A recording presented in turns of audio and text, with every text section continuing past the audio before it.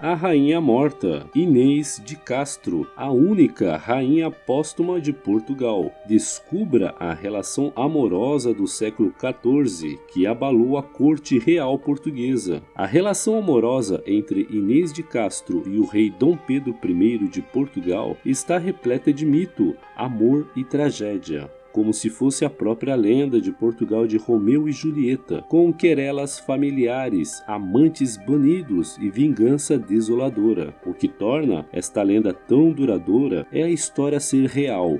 Os julgamentos ficcionais e as tribulações dos amantes de Estrela Cruzada empalidecem em comparação com estes amantes portugueses. Por isso, junte-se a nós e descubra por que esta relação amorosa era tão proibida e o motivo pelo qual a nossa heroína acabou por se tornar a primeira e a última rainha póstuma de Portugal. Tal como muitas nobres galegas, a vida de Inês de Castro começou de uma forma bastante confortável. Nascida em 1325, Inês era filha de Pedro Fernandes de Castro, senhor de Lemos e Sarria, e da sua nobre dama portuguesa, Aldonça Lourenço de Valadares. A sua família descendia de nobres galegos e portugueses e estava também ligada à família real castelhana por descendência ilegítima, o que permitiu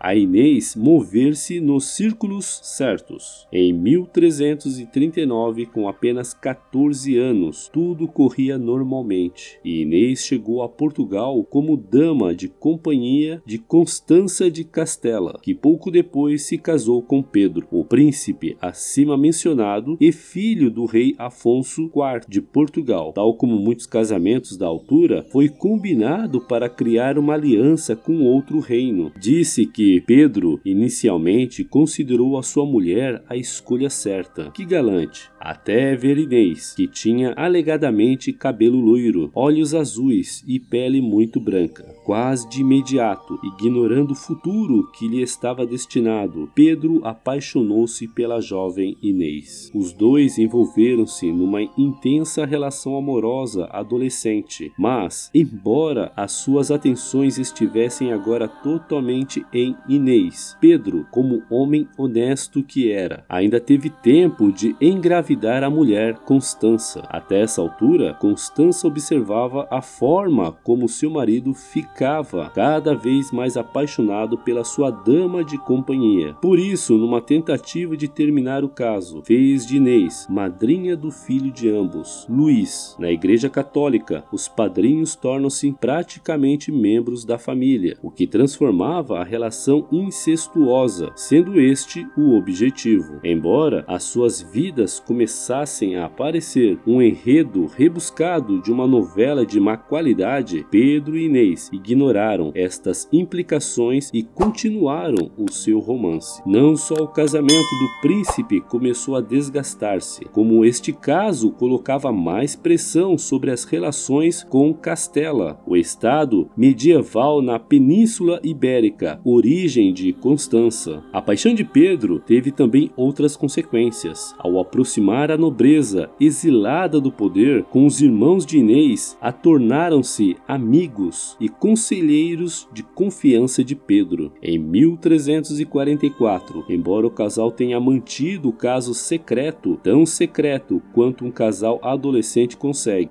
o rei Afonso IV de Portugal descobriu tudo. Reagiu como a maioria dos pais ao descobrir que o filho estava a arruinar a linhagem real. Mandou Inês para o castelo de Albuquerque, na fronteira castelhana, para afastar do caminho. Apesar da distância, Pedro e Inês continuaram a encontrar-se secretamente. Completamente apaixonado, enviava mensagens num pequeno barco de madeira que deslizava pelas condutas de água do castelo. Quem precisa de telefones quando existem condutas de água?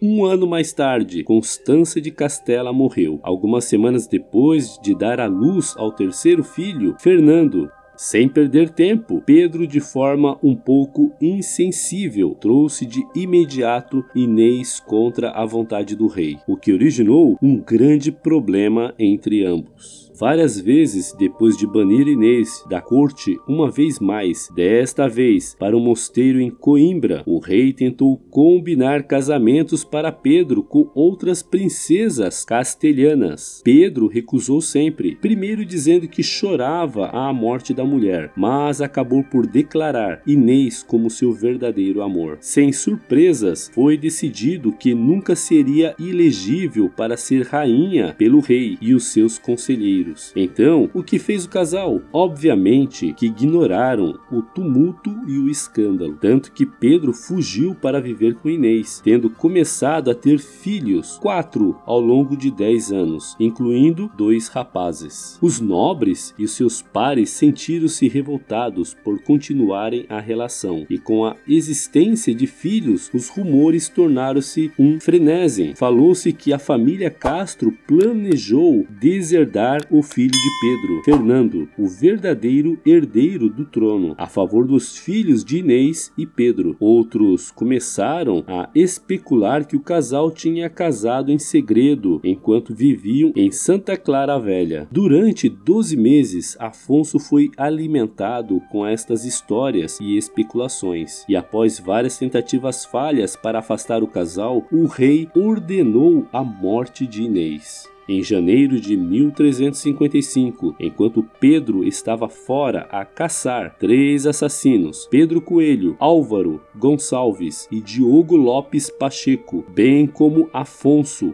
foram ao convento. A lenda conta que, quando chegou o momento, o rei ficou supostamente tão emocionado por ver os netos que cancelou a ordem. No entanto, os assassinos persistentes conseguiram convencê-lo do contrário e acabou por sair da sala dizendo: façam o que quiserem. Lindo, os 3 assassinos esfaquearam Inês até a morte e acabaram por decapitá-la com as espadas, situação testemunhada por um dos seus filhos. Tinha apenas 29 anos. Destroçado e alimentado pela vingança, quando Pedro descobriu que a sua amada tinha sido brutalmente assassinada, declarou guerra civil contra o seu pai e foi em busca dos assassinos. Apesar de todos seus esforços, foi rapidamente vencido. No entanto, 2 anos mais tarde, o rei Afonso morreu e Pedro ascendeu ao trono em 1357. Um dos seus primeiros atos enquanto rei foi a declaração de que ele e Inês tinham, na realidade, casado em segredo alguns anos atrás. Por isso, embora estivesse morta, tornou-a rainha legítima e assumiu os filhos como herdeiros.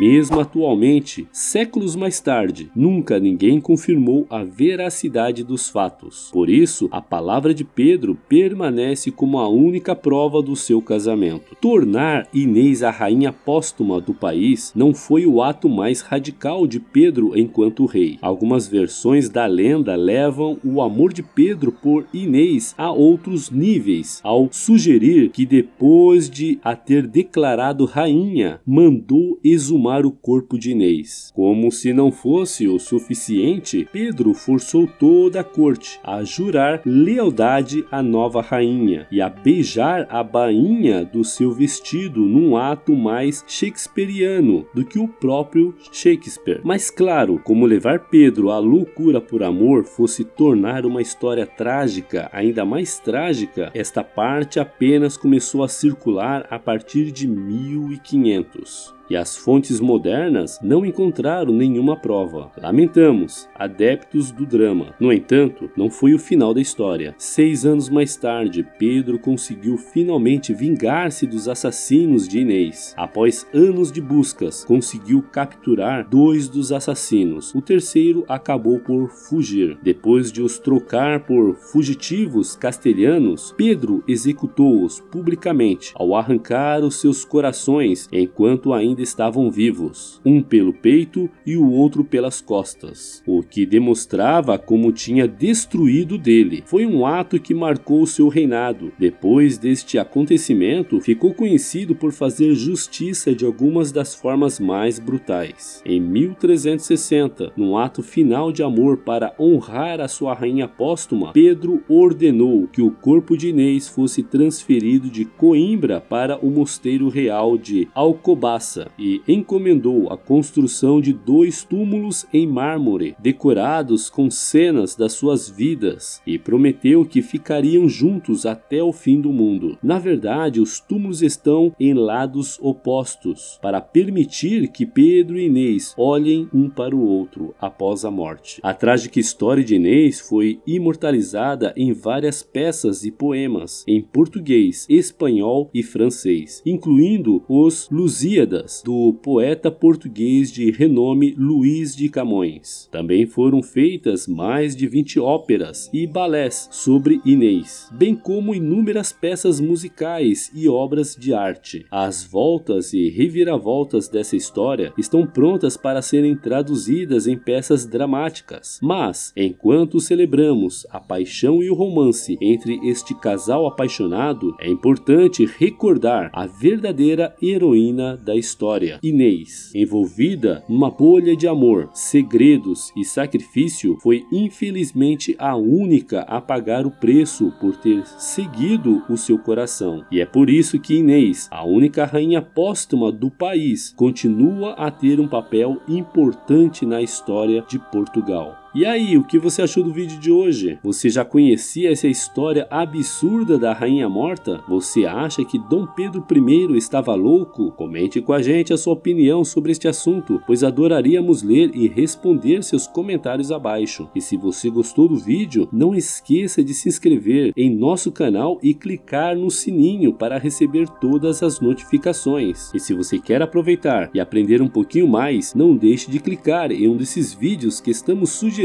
para você. Até o próximo vídeo.